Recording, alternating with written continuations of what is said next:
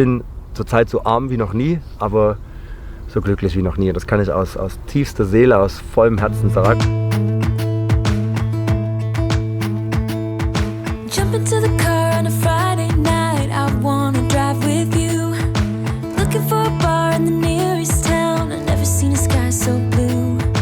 We don't ever play it and the night is young. It doesn't matter what. Hallo, ich bin Samu und heute zeige ich dir mein Auto, in dem ich viele Monate dieses Jahres lebe.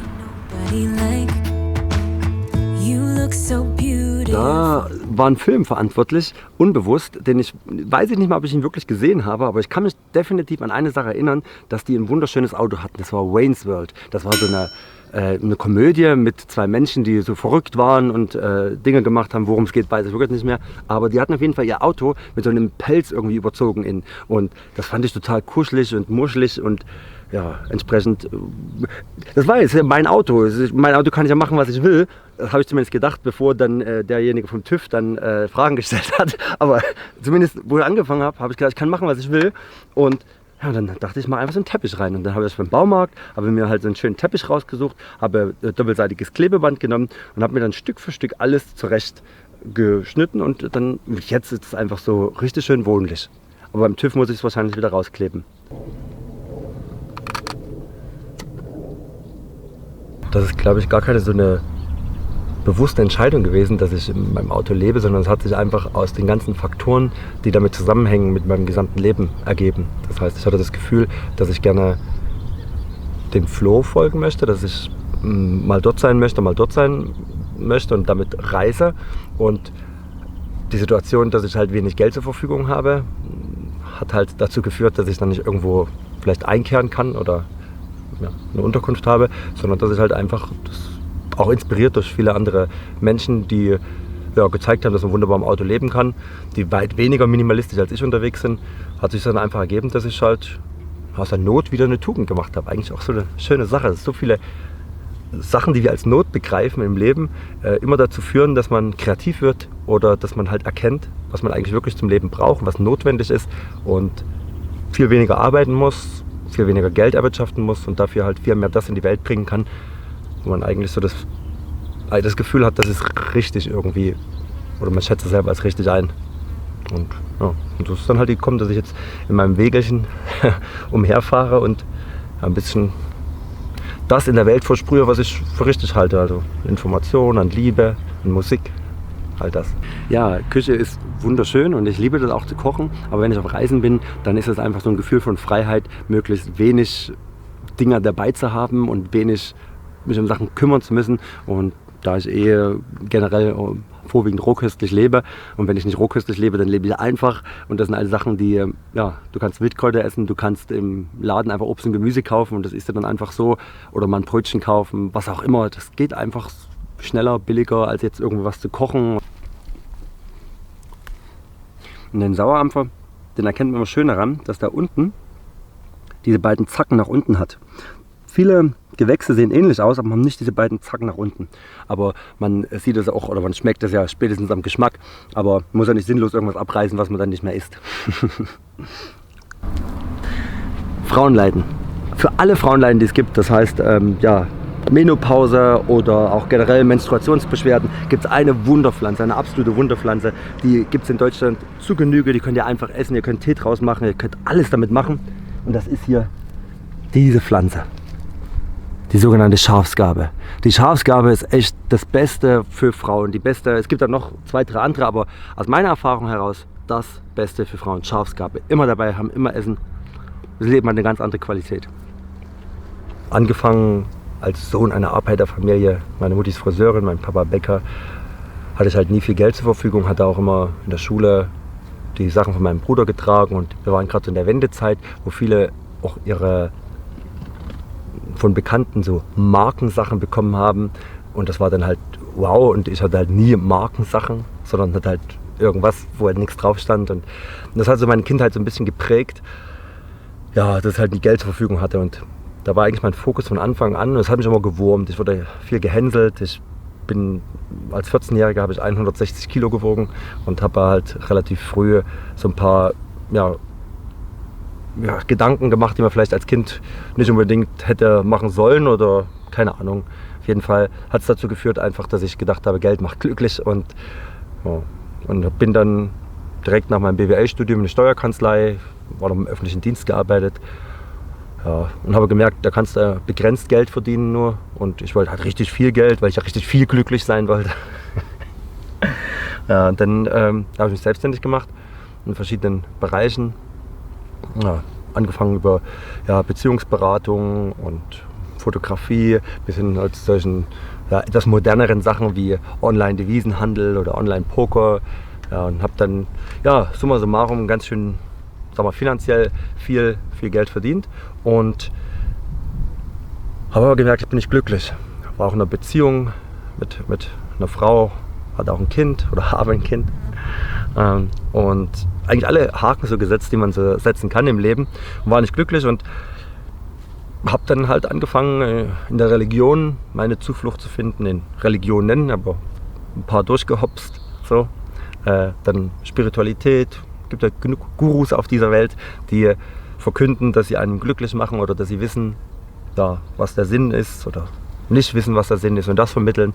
Auf jeden Fall sehr viele Dinge dann gemacht und da hatte ich das Berufsleben so ein bisschen ruhen lassen. Ja, und dann habe ich dann irgendwann zu mir selbst gefunden, ohne all diese, was macht mich glücklich, sondern habe erkannt, dass im Endeffekt das Glück schon in mir ist und ich einfach nur die Dinge loslassen muss, den Wunsch nach mehr Geld oder den Wunsch nach mehr Erleuchtung oder den Wunsch nach Glück einfach loslassen, weil der Wunsch an sich ist ein Begehren, wo man sagt, das möchte ich haben. Und so ein Begehren führt immer auch dazu, dass man selber sich in so einen Tunnel begibt, wo man denkt, dass das richtig ist, dieses Ziel zu erreichen. Und davon loszulassen und einfach so ein bisschen in diese Leichtigkeit zu gehen, sagen, okay, es ist alles gut. Aber nicht gut in dem Sinne, dass du das als gut bewertest, sondern gut im Sinne von, es ist einfach da. Und ein bisschen schwer zu beschreiben und so kurz zusammenzufassen. Auf jeden Fall, letztlich habe ich es geschafft, ganz gut jetzt für mich persönlich im Leben angekommen zu sein. Oder zumindest angekommen ist mir ja nie richtig, aber auf einem Weg zu sein und den Weg auch im Fokus zu haben und kein Ziel im Fokus zu haben. Und ich bin zurzeit so arm wie noch nie, aber so glücklich wie noch nie. Das kann ich aus tiefster Seele, aus vollem Herzen sagen und möchte auch gerne Menschen inspirieren, sich darüber Gedanken zu machen, ob sie wirklich so viel Geld verdienen möchten oder ob sie einfach nur das verdienen möchten, was sie brauchen. Für eine gesunde Ernährung zum Beispiel sind 50 € im Monat vollkommen ausreichend. Da habe ich auch ein Buch dazu geschrieben und das möchte ich einfach so in die Welt bringen und das fühlt sich das Leben jetzt so richtig und so gut an. Mein Badezimmer dort. Ja, also tatsächlich, ich liebe Flüsse, ich liebe Seen, ich liebe Meere, ich liebe alles, wo man baden kann. Überall. Also Wasser ist überall, 90% oder 2/3 der Erde sind mit Wasser bedeckt, keine Ahnung. Und das nächste Wasser ist immer irgendwo in der Nähe. Überhaupt kein Thema. Ja, also kleine Gebrauchsanweisung für das Auto. Diese hintere Tür darf nicht geöffnet werden, aus dem einfachen Grunde, weil dieses Konstrukt so simpel ist, dass da nur ein Brett zwischengelegt ist und da ist schon einige Male einiges runtergefallen, weil wenn ich auf Reisen bin, habe ich natürlich ein bisschen mehr oben drauf liegen an Sachen oder die Gitarre oder das Didgeridoo oder die Trommel und ja, wenn man dann das aufmacht, was wir jetzt hier nicht vorführen werden, dann fällt halt alles in sich zusammen. Aber das Schöne ist, das schult die Bewusstheit und das ist ja generell so ein Problem im Leben, dass man oft unbewusst ist und so erinnere ich mich immer wieder dran, dass ich die Menschen darauf aufmerksam mache, dass sie die Tür nicht öffnen dürfen. Ich brauche selber im Monat, das weiß ich, 50 € für Ernährung. Ich gebe aus 100 bis 150 €, weil ich mir auch gerne mal was gönne oder weil ich gerne auch mal einfach auch mit Freunden irgendwo vielleicht auch mal was esse, was vielleicht nicht so gesund ist oder einfach um es mal krachen zu lassen, irgendwie so. Ja. Und das kostet meistens dann so ein Stück mehr, als was ich normal kaufe. Das heißt, 50 € im Monat ist das, was man für eine gesunde, vollwertige pflanzliche Kost halt eben benötigt und das ist das, was ich auch bei mir eigentlich so grundsätzlich auch mal ansetze.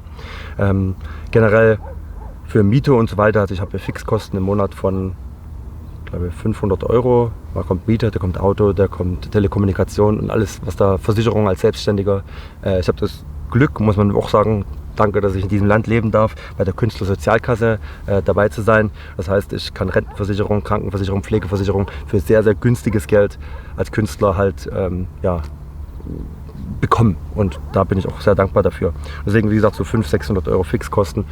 Ja, und meine Einnahmen sind aus YouTube halt vor allem. YouTube, wobei die Werbeeinnahmen bei YouTube halt nicht so. Ich rede übrigens auch gerne offen über meine Einnahmen. Ich habe auch eine eigene Videoreihe, wie ich Geld verdiene und so weiter, weil ich finde einfach, ich finde das schön, das transparent zu halten. Ich habe 4 große Einnahmequellen. Das geringste sind tatsächlich die YouTube-Werbeeinnahmen.